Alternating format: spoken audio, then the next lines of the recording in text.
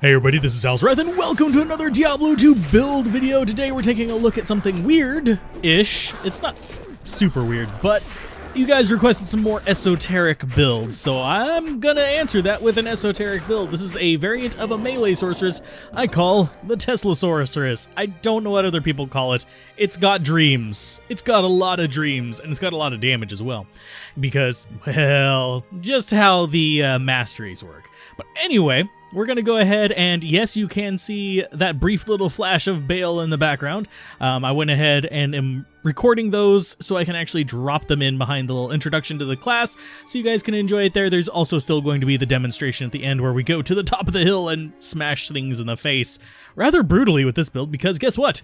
We do a bit over 40,000 damage. And that's with the single attack. We also have access to a Zeal as well, which we actually have there. I forgot to put it in my inventory so I can show it off. But we also have access to Zeal through a Passion, but we're not using Passion, despite it being the most popular one for this particular type of build, because I'm not the first one to do a dream thing. No, frankly, there isn't a unique build in Diablo 2 left. But stat-wise, let's do the easy stuff first. You can skip with the little buttons at the bottom if you want to go to, like, just the equipment. But up here, we've got 125 strength. Basically, I've got enough to actually equip my gear, and then my gear actually pushes it a little bit higher. Basically, I don't want things popping on accident, but that's what we've got. It's about 125 because, well, that's what we get with Chains of Honor plus 20. So that's fine there. We've got Dexterity. I'm not going for Max Block. Max Block is good if you're doing PvP. I would actually prefer to rather have the Life because of how Energy Shield works. It serves as an extra little buffer there. So we have Crap Block, 30%, just because of the gear that we have on. I have a bit of extra dexterity than what we need for a Phase Blade, but we'll get to that whenever we get to the gear. And I have the rest dumped into Vitality. If you are going Max Block, you're going to have way lower Vitality, you're going to have way lower Life. You're going to need to use Battle Orders and stuff like that to get your Life up to a reasonable amount of, like, level. So, yeah, that's one thing to consider. You can do it that way, and it is actually really good against, like, purely melee opponents, or even, like, for dueling and stuff like that. It's really solid to have maximum block because that will help you out with a lot of things. 1 in 3 attacks we block now is fine for me. Our resists, not amazing, but that's because of our gear. And next will be skills. You can see we have some weird skills down there. Not a lot of them, oddly enough. So in our skill tree, the only things that are absolutely necessary for this particular build are going to be your Lightning Mastery maxed out. That's because we're using Holy Shock. You only use this with a Holy Shock build as well, the maximum Lightning Mastery for this particular kind of thing. You want maximum Lightning Mastery, and you want Enchant maxed out. This is for your attack rating, so you have a better chance to hit. You want the Enchant maxed out for either of the weapon choices we have for our melee choice. Mainly, it just is going to help you hit. It's going to help you do a lot of stuff, and they both have decent durations when maxed out, so it works out fine. In this particular variant, I'm actually going more defensive, which is going to be Energy Shield with Telekinesis. I'll explain those in a minute. And Warmth. Warmth helps you recharge the mana from using the Energy Shield. The Energy Shield is going to be a bit of an awkward thing. First off, the Telekinesis synergy affects how much the damage transferred goes to mana. I think it's 2 points for every 1 life mana soaks. So basically, if you would have taken 1 damage to life and it gets transferred to your mana, you take 2 damage in mana. Now with max Telekinesis, it drops down to about a 3/4 of a point, if I remember correctly. So basically, every point of life damage you would take takes 0.75 out of mana instead.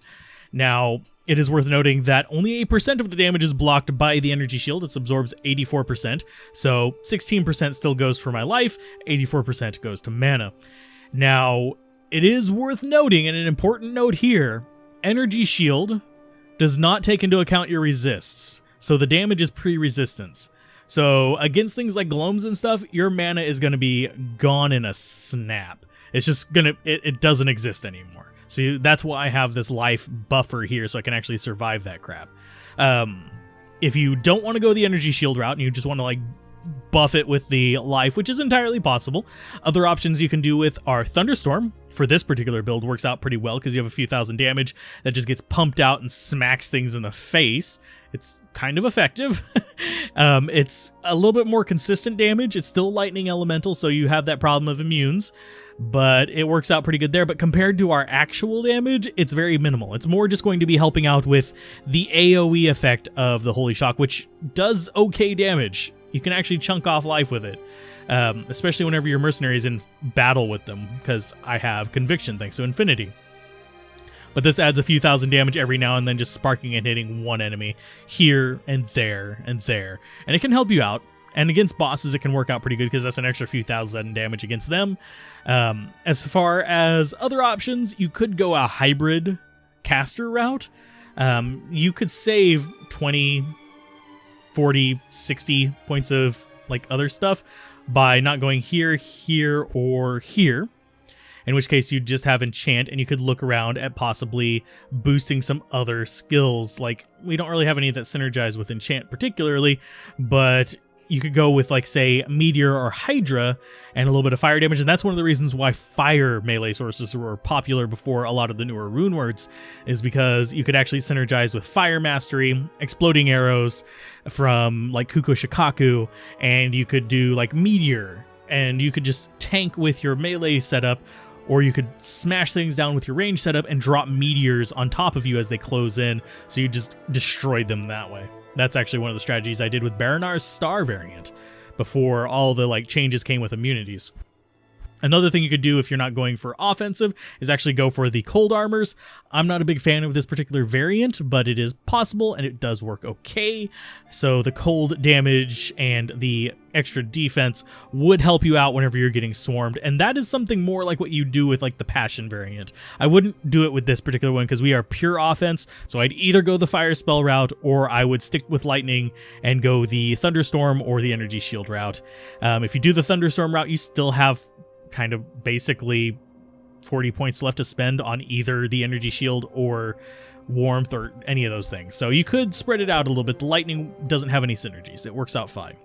So it's just an extra little option there. I thought about doing it with this one to just like push home the Tesla build, but I needed a little bit more defense for what I wanted to do. Now, next, we're going to be looking at our equipment. There are two weapon choices. There's Passion, which is the Zeal Tesla Source, and then you have the Crescent Moon, which is basically like your Avenger Tesla Source.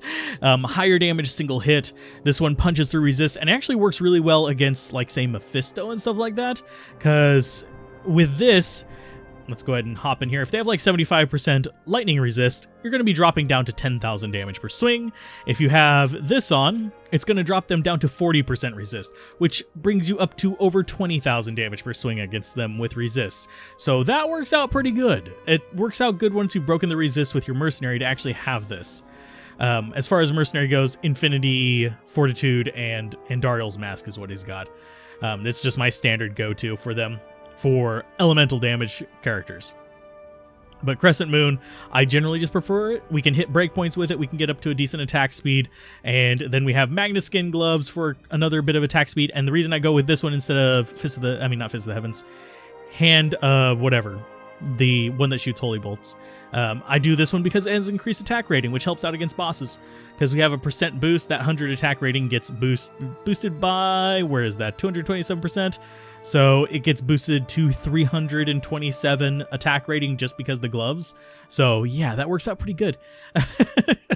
As far as boots, I've got Gore Rider. An alternative to these would be the, Immortal King gloves and boots. That would actually give you 25% increased attack speed and a little bit of magic find. Whichever one you prefer. I actually like Gore Riders. You could also go Tear Haunches if you wanted more resistances, stuff like that. There's quite a few options here. I just like Gore Riders in this case. War Travelers would be fine.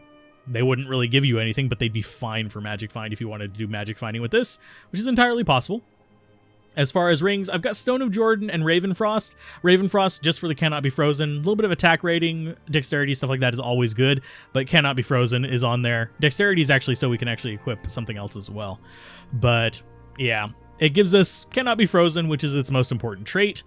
Cold damage is a nice addition, but we've also got Stone of Jordan on here. I'm using Stone of Jordan for the increased maximum mana. You can also go the Volcathos route, and you'd actually have more life. It's just a few options just for you to go with. I would go with plus skills if possible. Resists, if those are not possible, are kind of like your secondary choice here, just so you can have those. You don't want to rely on Leech, because as you can tell by the low damage on here, we're not doing a lot of physical damage. Like, not at all. It's just not going in there. And that's one reason why I kept that open. But Nosferatu's Coil for increased attack speed. And it does have some life leech on it. We're not worried about that. We're worried about the increased attack speed and the strength. And then we go on to Chains of Honor. This is plus skills and resistances. You don't need Enigma Sorceress. You have access to teleport. Use it that way. It also has damage reduction and replenish life, which unfortunately resistances don't impact the energy shield, as I said, so it's kind of a crappy thing there, but it is what it is. We've got High Lord's Wrath. I actually did this for plus skills and increased attack speed. You could go Crescent Moon for increased attack speed and faster hit recovery. You could do a lot of things. You have options as far as this goes. I just like this one for it's a nice balance of what we need. It gets us to those breakpoints. It's just nice. It's a good one. And it also has lightning resist, which is also good. Deadly Strike doesn't help us much because, well, we don't need double damage on Jack all damage. And then as far as the helmet, we've got our Dream Diadem that I keep transferring around. And then we have our Dream Troll's Nest. Now, if you're going maximum block, which is an option on this, you'll have a lot lower life. You want to go for the Monarch variant, which has a 42% chance to block base, whereas the Troll's Nest has 40% base chance to block. It's you kind of have to do the math on that if you want to figure out which one's better or not. But Dream Troll's Nest because I don't go for max block. I don't go for max block on most characters because I'm PvE. And yeah, that works out pretty good there. Passion is Zeal, and Crescent Moon is just bigger single damage. And I actually like the Chain Lightning on this. It deals decent damage with this setup. You could dump into more lightning damage if you wanted to, but 10% chance is not really enough to invest in that. Passion is good for crowds and bosses. This is just good for just one-shotting things. Yeah. It really just depends. They kind of play about the same for me as far as like how fast they go. So it's whichever one you prefer. And I think we just lost our enchant. There you go. There's an enchant again. And I think that's all for the melee end of this, but this one has a twist, because I don't see a lot of people mention it. Usually they just say throw your thing with battle orders and plus skills on your alt, which would be your freaking Monarch with Spirit in it and Heart of the Oak. But you may notice I got a bow here. I had one of these. I don't get to use it very much, but I felt like it was a good place for it. Widowmaker with a ward bow. I mean, Widowmaker with a Nep, sorry. It fires magic arrows, so if you just shoot normal arrows with it, it's fine. I actually need to swap out to where I actually have that on E. There we go. You shoot magic arrows if you have E selected, and it actually does about 16,000 damage. You do about 16,000 damage with Guided Arrow as well, because this gives you plus Guided Arrow, which is lovely. It's a really hard bow to find, but I just happen to have one. It ignores target defense, so you're pretty much guaranteed to hit against normal enemies, and it's really good for dealing with gloams, because you can just teleport away from them and shoot off screen at them so they'll die. Because your lock-on range with the Guided Arrow is slightly longer than the aggro range of a Gloam. So that's my trick for dealing with Gloams there. It doesn't do a lot of damage in and of itself, but the lightning damage on it is enough to actually be semi-useful against range enemies like freaking fire skeletons. Good God, those are irritating as well, because they do the same thing Gloams do. They just rip your mana out because of how much fire damage is there. But this is just a good little bow to have. And this isn't even a perfect one. It's actually kind of a low-end one. You can go up to 5 Guided Arrow and I think 180% enhanced damage. No increased attack speed on it, so we only attack at about 11 frames per second with it. We can actually drop in here. Hopefully we don't have a bunch of enemies right at the gate, so we'll do the demonstration right now. I'm going to go ahead and back up a little bit so I don't aggro anything. But if we come here, you can see the attack rate, not too bad. And it does, one thing to remember is whenever you swap to it, you're going to have low damage for about, like, maybe a second before your aura refreshes with the lower level on it, because it thinks you unequipped the item that was providing the aura because the shield provides it, and then it realizes, oh, your helmet has it. Here's your aura back. So you do have a little bit of a delay, but for the most part, it doesn't make that big of a difference. But that's a good way to deal with, like, range enemies. And we'll show that off, too. I'm going to show off the melee attack on the guy up here, and then we'll go down and show off the bow in just a bit. So this is with the Crescent Moon. You can see we're pretty much just one-shotting even the boss here. We don't hit the damage cap. The damage cap is 87,000, for those of you that are wondering. But we are definitely up there as far as... Oh, we've got archer guys. So this is where we break out these. Go ahead and drop that out, and you can see that it's ripping these things to pieces. It doesn't do nearly as much as some of the other things, but it's still pretty nasty as far as like its damage output. You can tell whenever you're hitting something else, whenever it does the little life thing. And yes, we can one-shot a lot of things in this difficulty, and this is hell. I would not go past Players 5 for this, just because it can get a little bit chancy. Oh, geez. Okay, so we're just showing off the guided arrow for a while. But yeah, you can see it's still doing decent damage. We're killing things in like 1 or 2 shots. It's not bad. And we can shoot things not necessarily around corners, but yeah, it's pretty solid. But we tend to go faster with just the melee approach. This is just kind of a safety tool for other things, and it only takes a little bit of extra dexterity. So yeah, and you can see if we actually look at some of these guys, the lightning damage is not doing very small amounts, because he's putting conviction on them, and we're just doing massive AoE lightning damage thanks to the lightning mastery and our gear, so it works out lovely. But yeah, that's just my backup plan. I was going to show something else off, I think. Yeah, the Passion. Passion gives us Zeal. Let's go ahead and throw that in there. Let's go to... where would I actually want to go? I don't want to go to World Stone Keep because I will get Gloams there most likely. Let's go to Glacial Trail. Not a lot of lightning immunes there. Hopefully we don't run across anything. Oh, and we have a lightning immune. Lovely. We still do okay damage to him. You can see we're still able to kill things. It's not that we're helpless without lightning. It's just that things can be a little bit more troublesome. You can see that with Zeal, we are still beating through things relatively quickly. It just hits multiple targets or hits multiple times. So yeah, that's Passion. I prefer the control I have with the Crescent Moon because I get Zeal locked a lot. So especially with the slower attack speeds, but it's fun. I find this to be a fun build. It's kind of like a distraction. And Crescent Moon being one of those things that you generally want to make if you are ever going to be doing melee characters. This is generally one of those that you want to have just made early on so you can just pass it around. It's a excellent, just cheap sword. The only expensive thing there is an rune. You can get those in Nightmare. So yeah, and they actually become relatively common through Hell.